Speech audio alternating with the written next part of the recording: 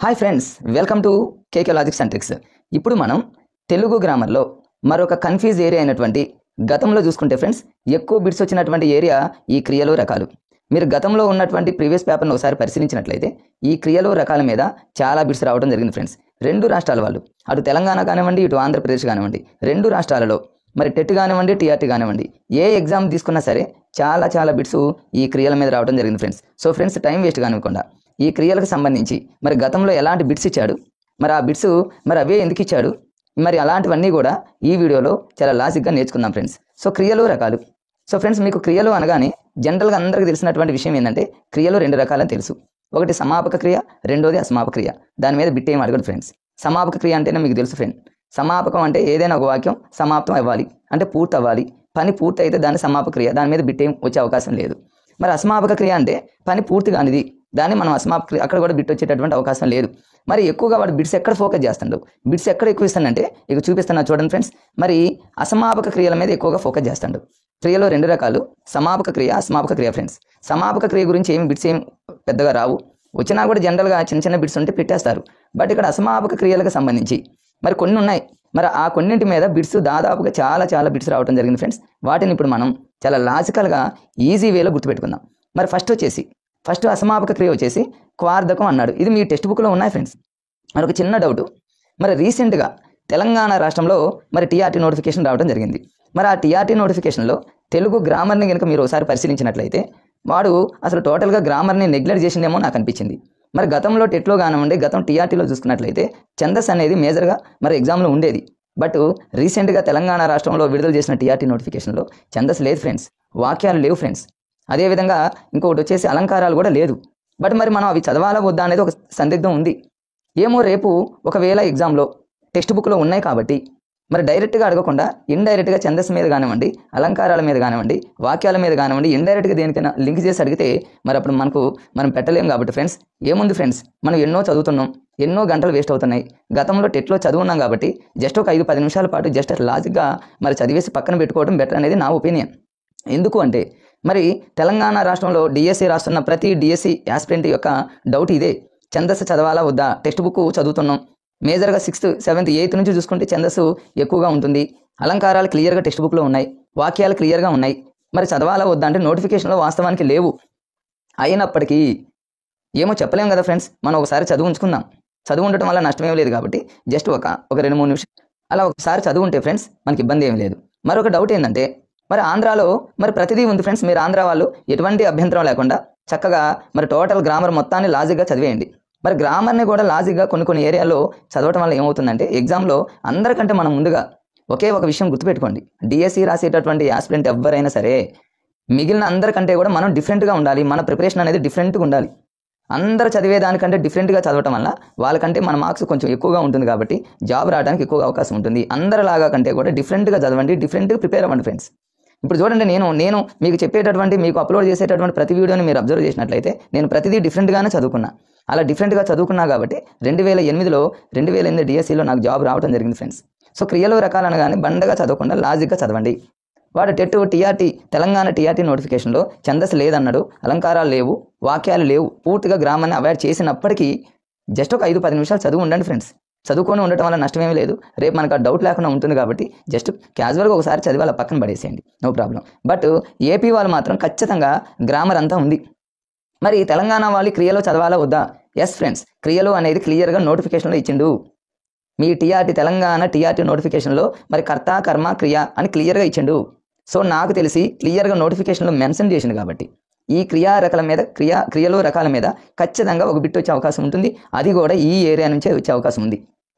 మరి ఈ ఏరియా నుంచే ఎందుకు వస్తుందని నేను చెప్తున్నాను ఫ్రెండ్స్. ఈ ఏరియా అనేది కొంచెం మనల్ని కన్ఫ్యూజ్ చేస్తుంది. కొంచెం టైము మరి మామూలుగా చదివే వాళ్ళకి ఇది టైము మరి టేక్ చేస్తుంది. కన్ఫ్యూజ్ అయ్యి తప్పు పెట్టే అవకాశం ఉంటుంది కాబట్టి ఎగ్జామినర్ ఈ ఏరియా మీదనే ఫోకస్ చేసే అవకాశం ఉంది. సో ఈ క్రియలో రకాలని మనకు లాజిక్గా ఎలా గుర్తుపెట్టుకోవచ్చు? ఫస్ట్ చూడండి ఫ్రెండ్స్, ఇవన్నీ కూడా అసమాపక క్రియలు ఫ్రెండ్స్, అది గుర్తుపెట్టుకోండి. అంటే ఒక వాక్యం అనేది కంప్లీట్ కానటువంటి వాక్యాలు ఇవన్నీ టైప్స్ రకాలు. అందులో ఫస్ట్ది వచ్చేసి క్వార్థం అన్నాడు. క్వార్థం అనేది మీకు క్లియర్గా చూడండి. క్వార్థం అంటే మీకు ఎలా సింక్ అవుతుందంటే స్వార్థం అనేలాగా సింక్ అవుతుంది కదా ఫ్రెండ్స్. మీరు ఏం చేస్తారంటే ఇక్కడ లాజిక్గా గుర్తుపెట్టుకోవడానికి చాలా ఈజీగా మరి అద్భుతమైనటువంటి కోడ్ ఏంటంటే క్వార్థాన్ని మీరు స్వార్థం అనేటటువంటి విషయాన్ని మీరు గుర్తుపెట్టుకోండి. మేము ప్రిపేర్ అయ్యేటప్పుడు ఆల్రెడీ చూడండి ఫ్రెండ్స్, ఇవన్నీ రాసుకున్నాం మేము గతంలోనే గ్రూప్ డిస్కషన్లోనే మరి రకరకాలుగా ఇలాంటి లాజిక్స్ వచ్చినాయి, అప్పటికప్పుడే రాసుకున్నాం. ఇప్పుడు అవన్నీ మీకు ఇప్పుడు స్క్రీన్ షాట్ తీసి PDF లాగా చేసి మీకు పంపిస్తున్నా. క్వార్థం క్వార్థకం అనగానే మేము స్వార్థం గుర్తుపెట్టుకున్నాం. స్వార్థం ఎవరికి ఉంటుంది ఫ్రెండ్స్? చూడండి, భూతాలకు స్వార్థం ఉంటుందా? అట్లా లాజిక్ గుర్తుపెట్టుకోండి.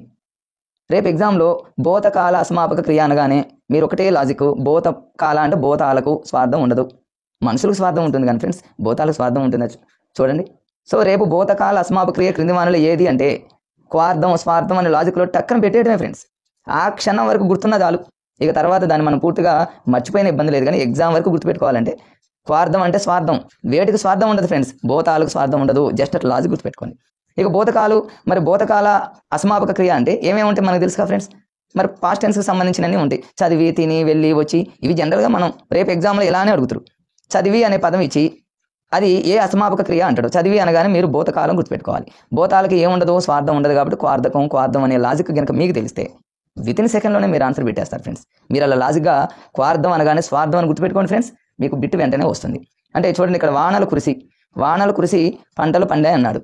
ఇది ఏ అసమాపక క్రియ అంటే భూతకాల అసమాపక క్రియ. ఇది కురిసి అన్నాడు కాబట్టి భూతకాలం మనకు తెలుస్తుంది. మరి భూతకాలం అనగానే అది మరి క్వార్థం అవుతుందా, చేదార్థకం అవుతుందా, అప్యర్థకం అవుతుందా, శత్రార్థకం అవుతుందా అని ఎగ్జామ్లో ఇస్తే మీరు కన్ఫ్యూజ్ అవుతారు. చేదార్థకమా, అప్యర్థకమా, ఇవన్నీ టెక్స్ట్ బుక్లో ఉన్నాయి ఫ్రెండ్స్.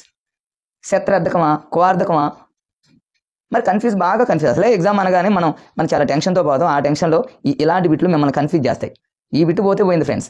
దీంతో పాటు మరో 4 బిట్లు కూడా పోయే అవకాశం ఉంటుంది. ఎందుకని, అరే ఇది అనవసరం, ఇది బాగుంటాయని. ఆ రోజు నేను లాజిక్గా చదువుంటే ఖచ్చితంగా నాకు బిట్ వచ్చేదని ఆలోచన ఉంటుంది. కాబట్టి ఆ ఛాన్స్ మీరు ఎగ్జామినర్కి ఇవ్వద్దు ఫ్రెండ్స్.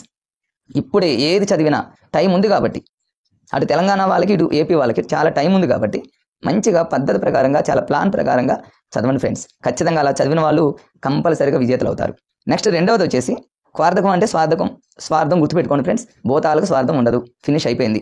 ఇక వ్యతిరేక క్వార్థం అంటే దానికి ఆపోజిట్లో ఉంటుంది కాబట్టి మీకు ఈజీగా ఉంటుంది. రెండోది వచ్చేసి చూడండి ఫ్రెండ్స్, శత్రార్థకం అన్నాడు. ఇవన్నీ టెక్స్ట్ బుక్లో ఉన్నాయి. ఏపీ నోటిఫికేషన్లో ఉంది, TS నోటిఫికేషన్లో క్లియర్గా మెన్షన్ చేశాడు. అసలు క్రియలకు సంబంధించి బిట్ లేకుండా ఉండదు. సో శత్రార్థకం ఎన్నిసార్లు ఎగ్జామ్లో బిట్ అడిగినా మీరు చూడండి ఫ్రెండ్స్. ప్రీవియస్ పేపర్లో నేను ఎన్నో పేపర్లు చూశాను, 94 నుంచి 1994 నుంచి. మరి ఏపీ తెలంగాణ అన్ని పేపర్లు నేను అన్ని రకాల స్కూల్ అసిస్టెంట్లు, పండిట్లు, ఎస్జిటీలు, స్కూల్ అన్నీ నేను చూసిన తర్వాత నాకు అర్థమైంది ఏంటంటే ఈ అసమాపక క్రియల మీద ఎక్కువ బిట్స్ వస్తాయి అనేది నేను ఫైనల్గా డిసైడ్ అయిపోయాను. సో అందుకని ఈ లాజిక్స్ అనేవి ఆ రోజుల్లోనే గుర్తుపెట్టుకుని డిస్కషన్ చేసాం. శత్రార్థకం ఎలా గుర్తుపెట్టుకోవాలి, ఇది వర్తమాన కాల అసమాపక క్రియ అందులోనే ఉందిగా ఫ్రెండ్స్. కోడ్ చూడండి, దీని పెద్ద కోడ్లాగా ఆలోచించాలా. శత్రార్థకం అంటే ఏంటి ఫ్రెండ్స్? శత్రువులు ఎక్కువగా ఎప్పుడు ఉన్నారంటే వర్తమాన కాలంలో. ఇప్పుడు ఎక్కువగా శత్రువులు ఉన్నారని గుర్తుపెట్టుకోండి. వర్తమాన కాలం అంటే నవేడేస్, ఈ రోజుల్లో శత్రువులు ఎక్కువగా ఉన్నారు. మరీ ముఖ్యంగా చెప్పాలంటే ఎవరికి శత్రువులు ఎక్కువగా ఉంటారంటే డిఎస్సి రాసేటటువంటి డిఎస్సి ఆస్పిరెంట్స్కి ఎక్కువ శత్రువులు ఉంటారు.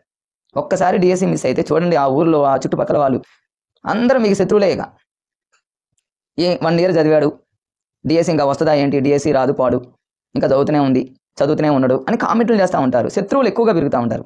దాన్ని మీరు క్యాచ్ చేయాలి. ఎంతమంది శత్రువులు ఉంటే ఫ్రెండ్స్ మీకు అంత మంచి జరుగుతుంది. ఎందుకంటే మీలో కసి పెరుగుతుంది, ఏజ్ అయిపోతుందని కసి పెరుగుతుంది, జాబ్ కొట్టాలని కసి పెరుగుతుంది. ఇంతమంది నన్ను అవమానిస్తారా, ఇంతమంది నన్ను హేళన చేస్తారని మీలో ఒక కసి పెరుగుతుంది. ఆ కసిని ఒక ఆయుధంగా చేసుకొని చదవండి ఫ్రెండ్స్. దాన్ని అలా లింక్ చేసుకోండి. వర్తమాన కాలంలోనే శత్రువులు. రేపు ఎగ్జామ్లో వర్తమాన కాల అసమాపక క్రియ ఏంటి? శత్రువులు. భూతాలకు ఏముండదు, స్వార్థం, క్వార్థం, ఫినిష్ అయిపోయింది. ఎగ్జాంపుల్స్ ఏవైనా వర్తమాన కాలం అంటే ఏంటి ఫ్రెండ్స్? ఇప్పుడు తింటూ వెళ్తూ, ఇవన్నీ ఇప్పుడు. రేపు ఏదైనా ఒక వాక్యంలో తింటూ అన్నాడు అనుకోండి, అది వర్తమాన కాలం అంటే శత్రువులు ఎక్కువ ఉంటారు. దాన్ని ఎక్కువగా ఆలోచించకుండా సెకండ్లలో ఆన్సర్ పెట్టేటువంటి టెక్నిక్స్ ఇలా నేర్చుకుంటే మనకి చాలా ఈజీ అయిపోతుంది ఫ్రెండ్స్ ఎగ్జామ్లో. నెక్స్ట్ చూడండి, ఈ రెండింటి తర్వాత మరొక ముఖ్యమైనది ఏముందంటే చేదర్థకం. అందులోనే క్లియర్గా ఉంది చూడండి. చేదర్థకం అంటే జీవితమే చేదు. ఎప్పుడు మన భవిష్యత్తు మొత్తం చేదే. భవిష్యత్తు చేదని గుర్తుపెట్టుకోండి. భవిష్యత్తు అనేది చాలా కష్టం, చేదు, అది జనరల్గా మన వాడికే కదా. సో రేపు భవిష్యత్ కాల అసమాపక క్రియ అనగానే భవిష్యత్తు ఏంటి? చేదు. మరి వర్తమాన కాలం అనగానే ఏం గుర్తుపెట్టుకుంటారు? శత్రువులు, శత్రార్థకం. ఈజీ, అట్లా లాజిక్. లేదా భూతకాలం అనగానే భూతాలకు ఏముండదు, స్వార్థం ఉండదు, క్వార్థకం. అట్లా ఈజీగా గుర్తుపెట్టుకోండి ఫ్రెండ్స్. ఎన్ని ఎగ్జాంపుల్స్ నేను ఇవ్వండి, వానలు కురిస్తే అంటే భవిష్యత్తులో మనకి భవిష్యత్తు ఎలా ఉంటుంది? మనకు చేదుగా ఉంటుందని గుర్తుపెట్టుకోండి. చూడండి ఫ్రెండ్స్, ఈ క్రియలకు సంబంధించి 3 ఇంకొకటి ఉంది ఫ్రెండ్స్ ఎక్స్ట్రా. దాన్ని నేను పీడిఎఫ్లో తీసాను కానీ రాలేదు, అది టెక్స్ట్ బుక్లో ఉంది. అది ఏంటంటే ఫ్రెండ్స్ మీరు కావాలంటే నోట్ చేసుకోండి. అప్యర్థకం. అప్యర్థకం అనేది ఇంకొక అసమాపక క్రియ ఉంది ఫ్రెండ్స్. ఏంటి అప్యర్థకం అంటే, వాడు ఎగ్జామ్లో ఏమి ఇచ్చాడంటే ఒక 2 సార్లు అడిగిండు. క్రియకు ఇనా అనే పదం చేరితే, ఇనా అనే పదం చేరుతుంది. క్రియకు ఇనా అనే పదం చేరితే దాన్ని ఏమంటారు? అప్యర్థకం. టెక్స్ట్ బుక్లో క్లియర్గా ఇచ్చాడు. రేపు ఎగ్జామ్లో ఈ క్రింది వానిలో అప్యర్థకానికి సంబంధించినటువంటి వాడు ఏంటి అంటే ఇనా. క్రియకు దేనిని చేరిస్తే దాన్ని అప్యర్థకం అంటారు? ఇనా. దీన్ని ఎలా గుర్తుపెట్టుకోవాలి మరి? మేమైతే లాజిక్ ఎలా గుర్తుపెట్టుకున్నామంటే ఫ్రెండ్స్, మేము చాలా ఈజీగా ఉంటేనే గుర్తుపెట్టుకుంటాం, కష్టంగా ఉంటే మరొక డిస్కషన్లో మరొక ఇట్లా చేసేవాళ్ళం. సాధ్యమైనంత వరకు ఫ్రెండ్స్ మాకు దాదాపుగా మేము అవనగడ్డలో కోచింగ్ తీసుకునేటప్పుడు మాకు చెప్పినటువంటి మా టీచర్స్, అక్కడ కోచింగ్ ఎవరైతే ఇచ్చారో వాళ్ళే దాదాపుగా 80% మాకు కోర్సును అందించడం జరిగింది. మిగిలిన 20% కోర్సు సింగిల్గా కాకుండా ఎక్కువతో గ్రూప్ డిస్కషన్లు చేసాం. ఇంకా అవనగడ్డలో మేము రూమ్లో ఉన్నప్పుడు ఒక 20-25 మంది కలిసి, ఆ రోజుల్లో మరి టెక్నాలజీ లేదుగా ఫ్రెండ్స్. 2008-9లో 4G లేదు, 3G లేదు, ఏమీ లేదు ఫ్రెండ్స్. ఏదో మామూలుగా బటన్ ఫోన్స్, చిన్న టేప్ రికార్డ్స్ ఉన్నాయి ఫ్రెండ్స్. మీ అందరికీ తెలుసు, చిన్న టేప్ రికార్డర్ లాగా ఉండేది. అందులో క్యాసెట్ పెట్టుకొని ఆ రోజుల్లో మోజెస్ సార్ది ఒకటి ఉండేది, రికార్డ్ చేసింది, అది వినేవాళ్ళం. మరి ఇట్లా కొంతమంది, మరి అలానే జంగం విశ్వనాథ్ గారు మాకు ఒక 2-3 సార్లు వచ్చి క్లాసులు చెప్పడం జరిగింది. మరి ఇట్లా కొంతమంది మాకు చాలా అద్భుతమైనటువంటి కోడింగ్స్తో, లాజిక్స్తో మరి మా క్లాసులు చెప్పడం జరిగింది. వాళ్ళ వల్లే మేము ఈరోజు మరి ఈ విధంగా రాగలిగినామంటే మరి వాళ్ళే మాకు ఆదర్శం ఫ్రెండ్స్. కాబట్టి మీరు కూడా ఏం చేస్తారంటే సింగిల్గా కాకుండా ఫ్రెండ్స్, మరీ చెప్తున్నా, చాలా గ్రూప్ డిస్కషన్ చేసుకుంటూ మంచిగా చదవండి ఫ్రెండ్స్. సో మరి ఇప్పుడు అప్యర్థకాన్ని ఎలా గుర్తుపెట్టుకోవాలి? అన్నీ మనకు గుర్తున్నాయి. భవిష్యత్తు చేదు, వర్తమాన కాలం అంటే ఏంటంటే ఫ్రెండ్స్ శత్రువులు, అలా గుర్తుపెట్టుకున్నారు. భూతకాలం అంటే భూతాలకు దయ అంటే స్వార్థం ఉండదు అంటే క్వార్థకం. అప్యర్థకాన్ని ఎలా గుర్తుపెట్టుకుంటారంటే దాంట్లోనే ఉంది ఫ్రెండ్స్. అప్యర్థకం అంటే అప్పు. ఎవరైనా సరే మన దగ్గరకు వచ్చి అప్పు అడిగారు అనుకుని మనం ఏం చేస్తాం? అప్పు ఇస్తాం అనగానే మనకు ఈ అనే పదం వస్తుంది కదా. లేదా ఇంకా జనరల్ ఇంకో విధంగా కూడా అప్పు ఇవ్వనా, నీకు నేను అప్పు ఇవ్వనా ఇకారం పలికింది కదా. జస్ట్ ఫ్రెండ్స్ మనం ఒక లాజిక్, అది మీరు ఎలాగైనా ప్రిపేర్ అవ్వండి, మీరు గుర్తుపెట్టుకునే విధంగా ప్రిపేర్ అవ్వండి. అప్యర్థకం అయినా ఇలా చదవద్దు. మీ మైండ్ అనేది అలా అలవాటు అయిపోవాలి కొన్నింటికి, అన్నింటికి కదా ఫ్రెండ్స్. అప్యర్థకం అంటే అప్పు ఇవ్వనా, ఇకారం వచ్చింది, ఈయన అయిపోతుంది అంతే. భూతాలకు క్వార్థం ఉండదు, స్వార్థం ఉండదు, అయిపోయింది అంతే. వర్తమానంలో మనకు శత్రువులు ఉంటారు, శత్రార్థకం అయిపోయింది ఫ్రెండ్స్. భవిష్యత్తు అంటే భవిష్యత్తులో మనకు మొత్తం చేదు కాబట్టి చేదార్థకం. అప్పు ఇవ్వనా ఈయన. ఈ ఎగ్జామినర్ ఎన్ని బిట్స్ అయినివ్వండి, ఎలాంటి బిట్స్ అయినివ్వండి, మీరు ఫ్రాక్షన్ ఆఫ్ సెకండ్లో ఖచ్చితంగా ఆన్సర్లు పెడతారు. మీరు ఈ విధంగా కనుక చదివితే ఫ్రెండ్స్ ఏదైనా సరే ఒక్కసారి చదువుతారు నాకు తెలిసి. చాలామంది ఇవన్నీ లాజిక్స్ తెలియక ఫ్రెండ్స్ ఏం చేస్తూ ఉంటారంటే మరి రోజుల తరబడి చదువుతూ ఉంటారు, రివిజన్ చేస్తూ ఉంటారు, ఎన్నో ప్రయత్నాలు. కానీ ఇలాంటి లాజిక్స్ ఉపయోగిస్తే రివిజన్స్ తక్కువ టైం ఇచ్చి ప్రాక్టీస్కి ఎక్కువ టైం ఇస్తారు. ఇంకొక విషయం ఫ్రెండ్స్, డిఎస్సి రాసేటటువంటి ఆస్పిరెంట్కి మరొక విషయం ఏంటంటే, అతి ముఖ్యమైనటువంటి విషయం ఏంటంటే ఎగ్జామ్స్ ఎక్కువ రాయాలి, తక్కువ చదవాలి, ఎక్కువ ఎగ్జామ్స్ రాయాలి. మరి ఎలాంటి ఎగ్జామ్స్ రాయాలి అంటే న్యూ బుక్స్ని ఫాలో అవ్వండి, ఓల్డ్ బుక్స్ అనేది వదిలేయండి. 2022, 23 తర్వాత 23, 24 ప్రింట్స్ వచ్చినాయి. టెక్స్ట్ బుక్ ఓరియంటెడ్లోనే చదవండి. మీరు కొత్త పుస్తకాలు చదవండి, పాతే వదిలేయండి. అది మెథడాలజీ కావచ్చు, కంటెంట్ కావచ్చు, పర్స్పెక్టివ్ కావచ్చు, సైకాలజీ కావచ్చు. ఓల్డ్ బుక్ జోలికి వెళ్ళొద్దు ఫ్రెండ్స్, న్యూ బుక్స్ చదవండి. పాత బుక్స్ నుంచి ఎట్టి పరిస్థితుల్లో బిట్స్ ఇవ్వడు ఫ్రెండ్స్, కొత్త పుస్తకాల నుంచి బిట్స్ ఇస్తాడు. ప్రీవియస్ పేపర్ని ఎక్కువ ఫాలో అవ్వండి. మామూలుగా ఏది పడితే అది ప్రాక్టీస్ బిట్లు చేయొద్దు ఫ్రెండ్స్. ఫస్ట్ మీరు ప్రాక్టీస్ చేసేటప్పుడు ప్రీవియస్ పేపర్లు. రీసెంట్గా ఆంధ్రాలో ఎన్నో ఎగ్జామ్ జరిగినాయి, సెక్షన్ల వారికి ఆన్లైన్ ఎగ్జామ్లు, మార్నింగ్ ఈవినింగ్, మరి రకరకాలైనటువంటి ఎగ్జామ్ ఎన్నో జరిగినాయి. ఒక్క సైకాలజీ, ఒక్క పర్స్పెక్టివ్, ఒక్క కంటెంట్ మీదనే 3-4 సెషన్లు జరిగిన ఎగ్జామ్స్. ఆ పేపర్లన్నీ వీలుంటే నెట్లో ఉన్నాయి ఫ్రెండ్స్, చూసుకోండి. ఇంకా బుక్ స్టాల్లో ప్రీవియస్కి సంబంధించిన బుక్స్ వచ్చిన అవి కూడా చూడండి, వాటిని బాగా ప్రాక్టీస్ చేయండి. ఇలా లాజిక్గా చదివితే ఇక మీకు ఫుల్ టైం ఉంటుంది ఫ్రెండ్స్. ప్రీవియస్ పేపర్లు ప్రాక్టీస్ చేస్తారు, రీసెంట్గా ఉన్న పేపర్లు ప్రాక్టీస్ చేస్తారు. ఇంకా ఆన్లైన్లో చాలామంది యూట్యూబర్స్ చాలామంది మరి మీకోసం చాలా కష్టపడి వీడియోలు చేసి అప్లోడ్ చేస్తున్నారు ఫ్రెండ్స్. మరి ఒక వీడియోని అప్లోడ్ చేయాలంటే అంత సింపుల్ కాదు ఫ్రెండ్స్. వాళ్ళు మీకోసం అంత కష్టపడుతున్నప్పుడు మరి ప్రిపేర్ అయ్యేటటువంటి మీరు ఇంకా ఎక్కువ కష్టపడాలి. సో ఫ్రెండ్స్, మీరు ఒక విషయం గుర్తుపెట్టుకోండి, చదివేది చాలా తక్కువ ఉండాలి, ప్రాక్టీస్ ఎక్కువ ఉండాలి. అలాంటప్పుడు మేమైతే ఎన్ని పేపర్లు ప్రాక్టీస్ చేసామో అసలు చెప్పలేము ఫ్రెండ్స్. అన్ని పేపర్లు ప్రాక్టీస్ చేసాం. జనరల్గా అవనగడ్డ ప్రగతి ఇన్స్టిట్యూట్లో మార్నింగ్ డైలీ టెస్ట్ ఉండేది, వీక్లీ టెస్ట్ ఉండేది. ఇవన్నీతో పాటు మేము రూమ్లో తయారు చేసుకుని అసలు మాకు నిద్రే ఉండేది కాదు ఫ్రెండ్స్. నిద్ర అనేది తెలియదు మాకు, తినేది లేదు, తిండి తెలియదు. నేను చెప్పేవన్నీ నిజాలు ఫ్రెండ్స్. ఏదో కొంచెం తినేవాళ్ళం, తింటే నిద్ర వస్తుందేమోనని. అప్పటికి మేము మధ్యాహ్నం టైంలో క్లాస్ వినేటప్పుడు నిద్ర వస్తూ ఉంటే నిద్ర పోని వాళ్ళు ఎవరైతే ఉన్నారో మా రూమ్మేట్స్, వాళ్ళతో మేము క్లాస్ చెప్పించుకునేవాళ్ళం, వాళ్ళతో డిస్కషన్ చేసేవాళ్ళం. ఎంత కష్టపడ్డాం ఫ్రెండ్స్.